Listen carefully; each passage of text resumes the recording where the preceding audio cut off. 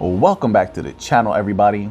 I am Mick Alphanim. So today we're going to start off with a little bit of information about the consumer price index, which I posted a little bit of information in the members only section. So this is from the government's website. Okay, it says for the month, the index declined 0.1% prior to seasonal adjustment.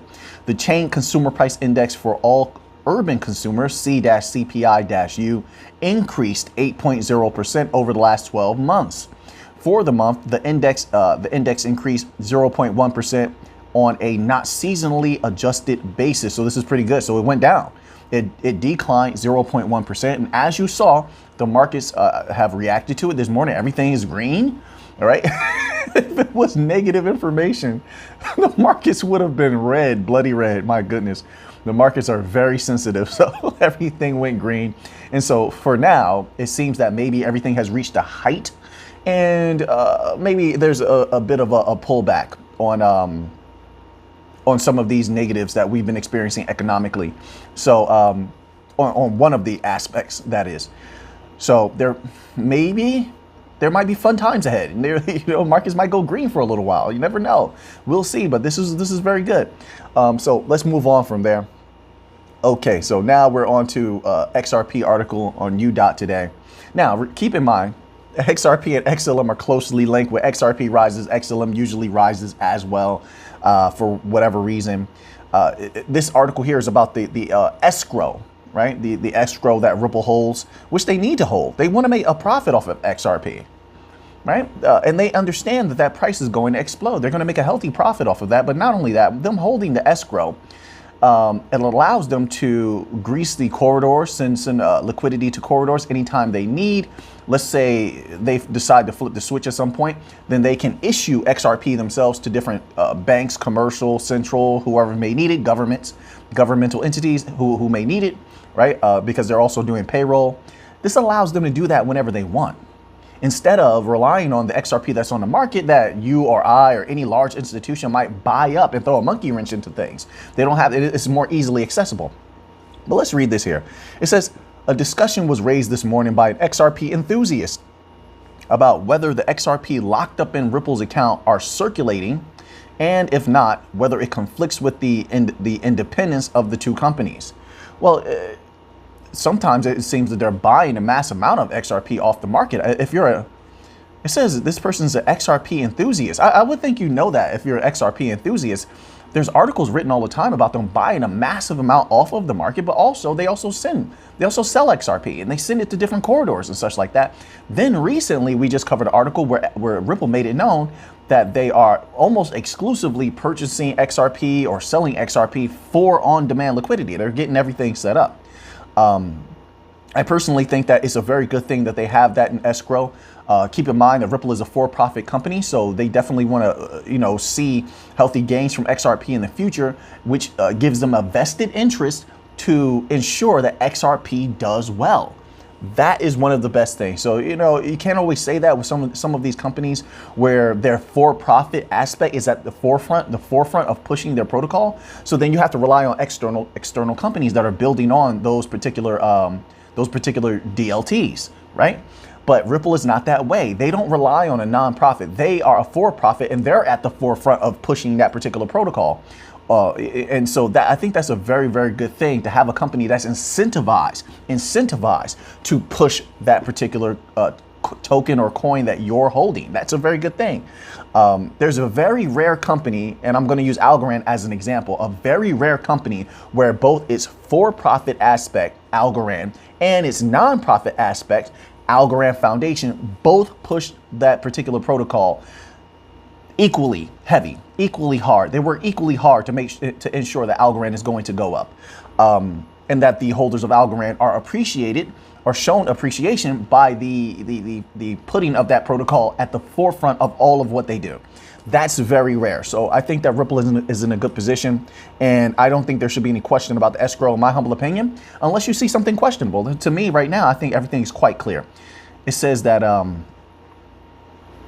Tiffany Hayden, responding to a question, said that XRP's from escrow accounts can be sold, and anyone can lock their tokens in a similar way. Of course, and that's what I'm saying. So I don't understand this line of questioning. The speech then went on to Matt Hamilton, who in turn said that technically there is no difference between blocked XRPs and what happens to Bitcoin sent via Lightning. So yeah, so I mean, I think this is just a matter of deepening your understanding of how these particular coins are used, how they're locked up, how they're utilized in their different capacities, the technical, just a light bit of the technical aspects. And I think this will clear a lot of things up for individuals who don't understand how this aspect of the business works. So now let's continue on here. Another article here. This is on CoinGate.com. It says, Ripple pushes SEC to disclose Hinman's speeches. Now, I want to scroll down because this is interesting. So the SEC, what they've been doing lately is outright going against the judge.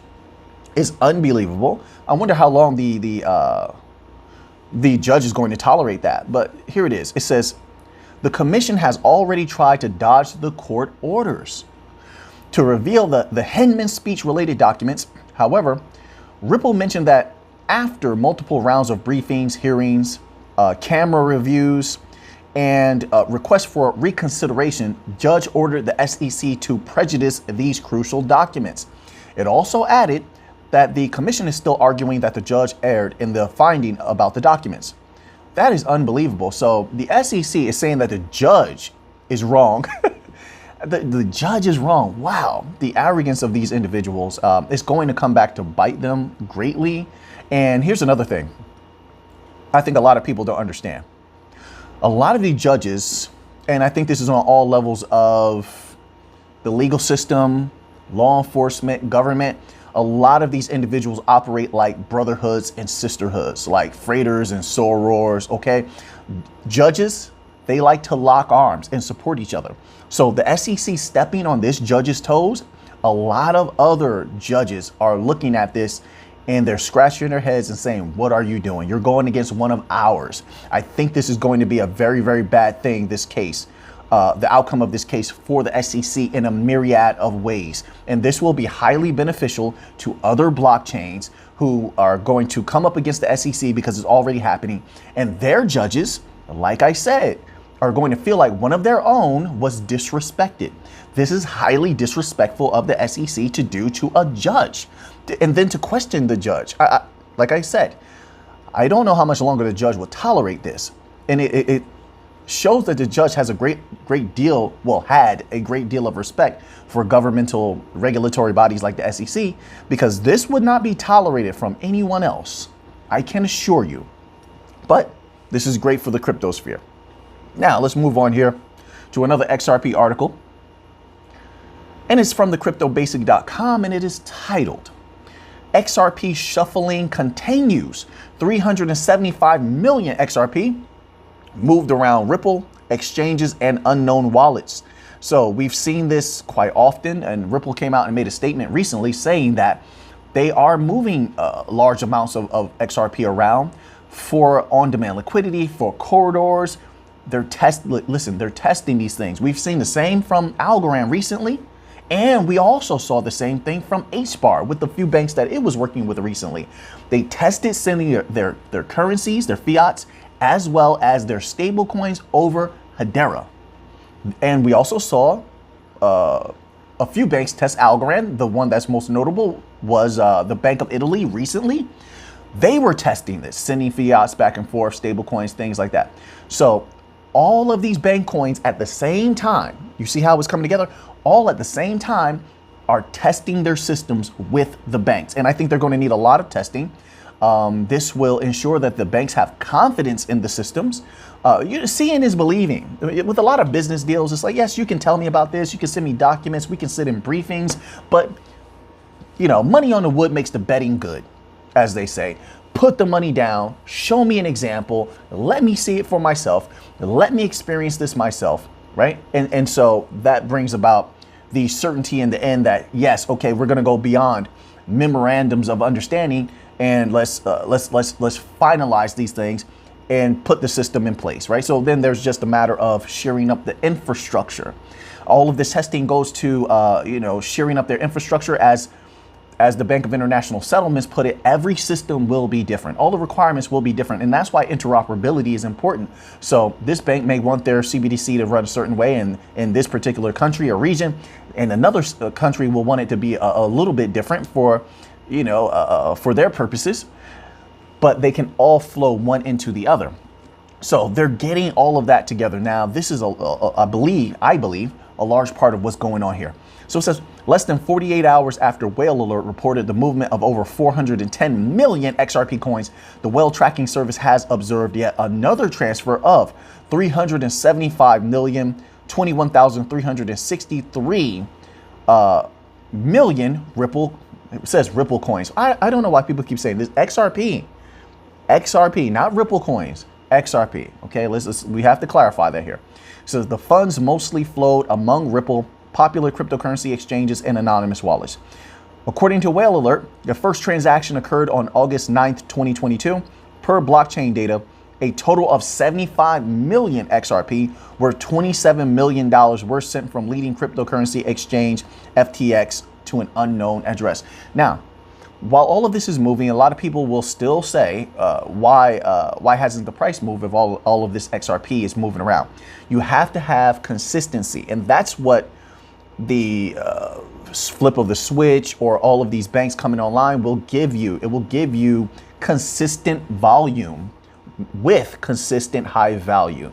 This is not consistent high value. You're going to need that when it comes to the bank coins because they have a high circulating supply. Okay, so you're going to need a consistent volume. Now, if this amount were consistently flowing through the system, yeah, you will see that price start to go up. But it's not, because the banks haven't stepped in and continue to use this on a minute-to-minute, day-to-day, month-to-month, week-to-week basis. That will happen in the future. That's what this is all about. You're going to have a constant a high volume from cross-border payments, interbank payments, payroll. You're going to have all of this volume consistency finally. And so the amount of XRP that's going to be in flow or available is going to be very low. That price is going to go up. Plus the value of those particular transactions will be high. And so that price will begin to skyrocket based on the amounts or the amount of capital that's flowing across it. Well, not capital, sorry about that. The amount of value that's flowing across them. I think that's just logical. Same thing with Stellar, but I think Stellar XLM is in a different boat, quite honestly.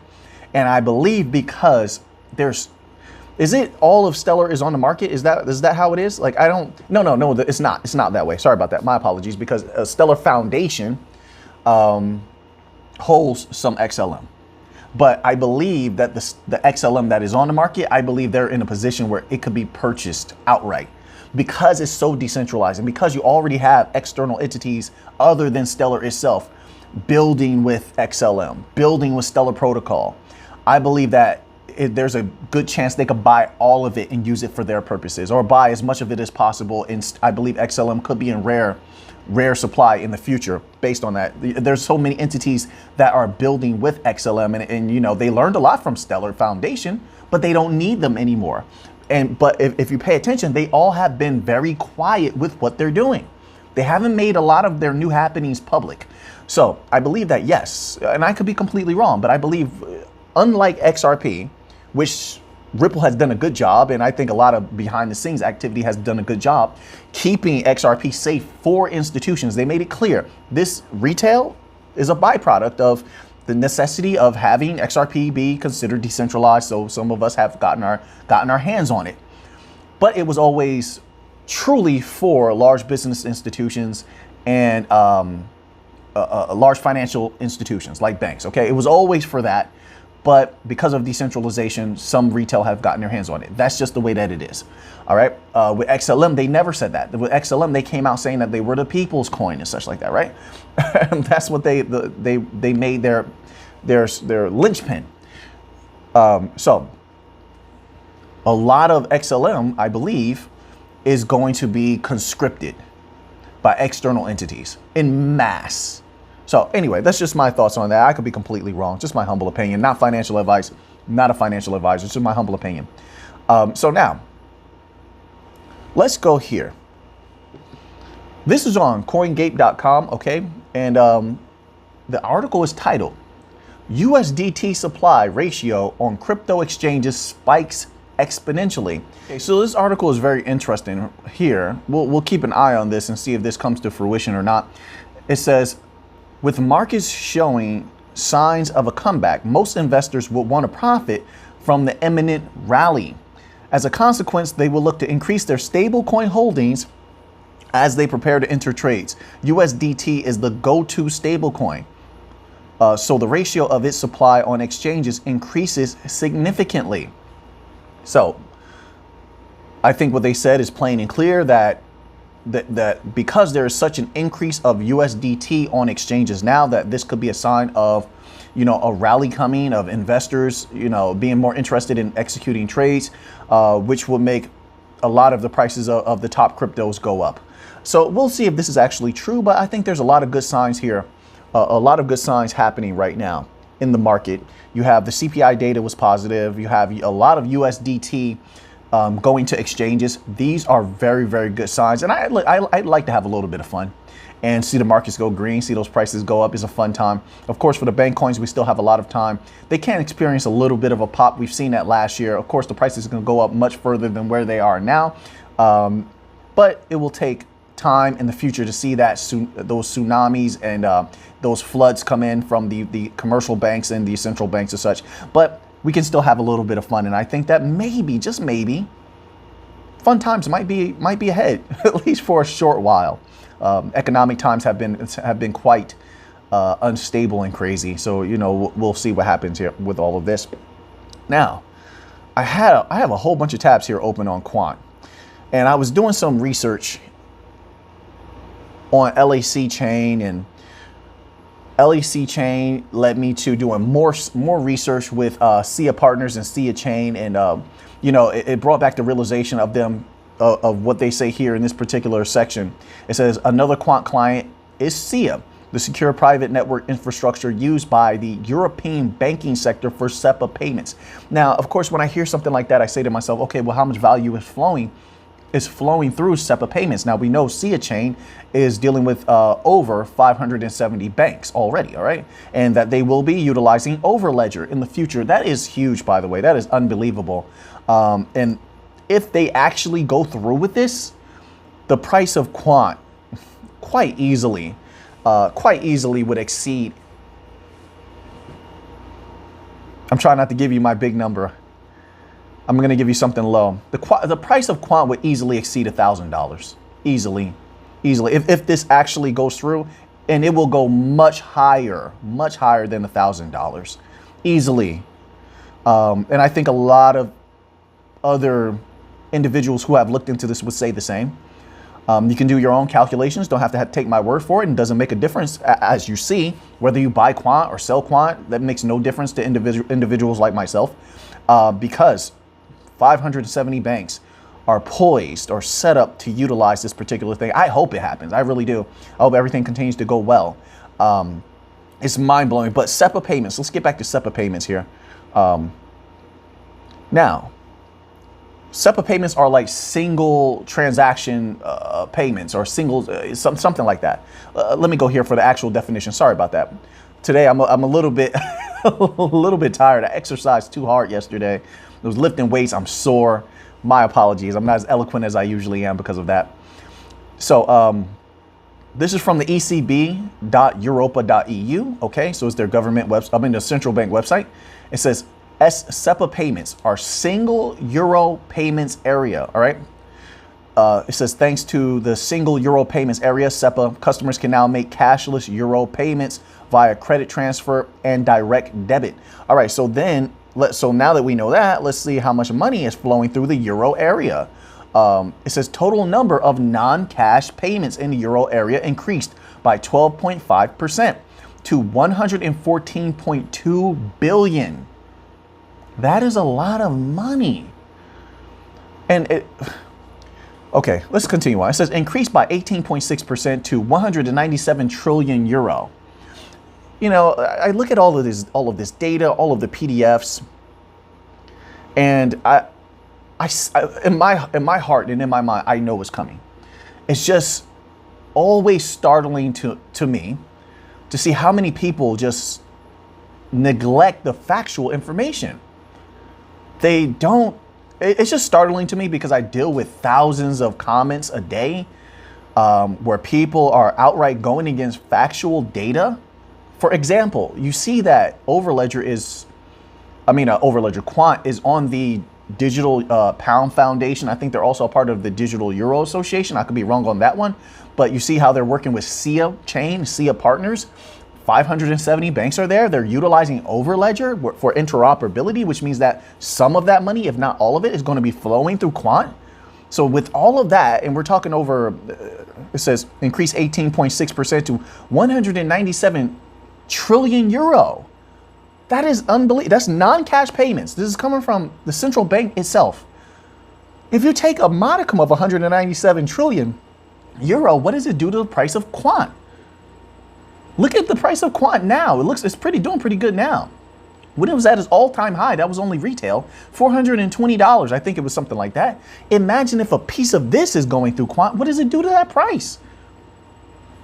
So yes, it's always startling to be inundated with so much so much resistance to factual information. So card payments.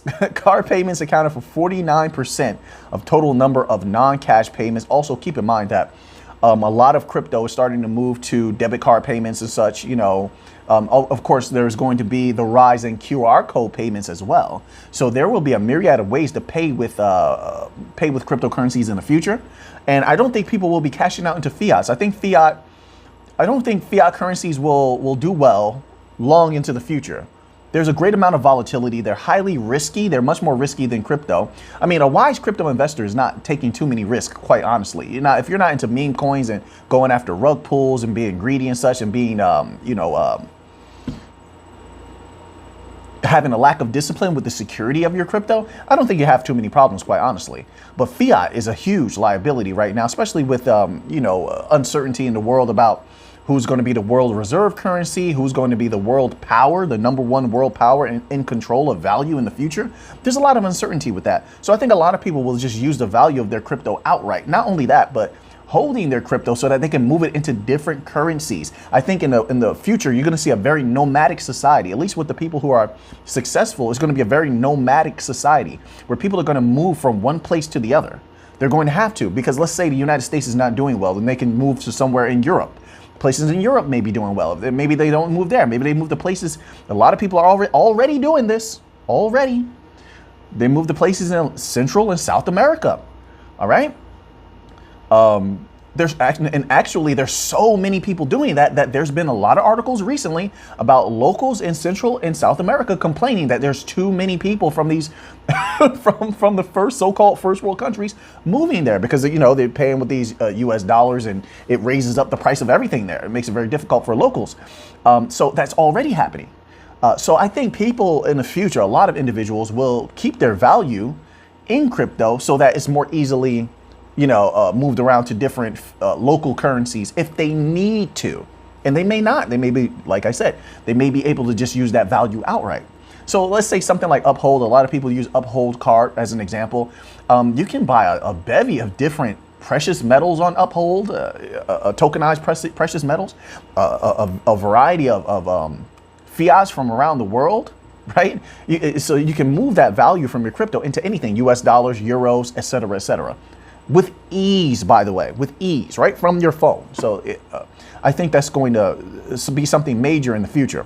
So then let's just close out with this here. It says around 50 billion transactions processed by retail payment system in the euro area. 50 billion. Imagine just a tiny bit of that going through Quant. What will they do to that price? A tiny bit of 197 trillion euro going through Quant. What does it do to that price? So now that you have that information, what are you going to do with it? I know what I'm going to do with it. So until next time, let's get to the money.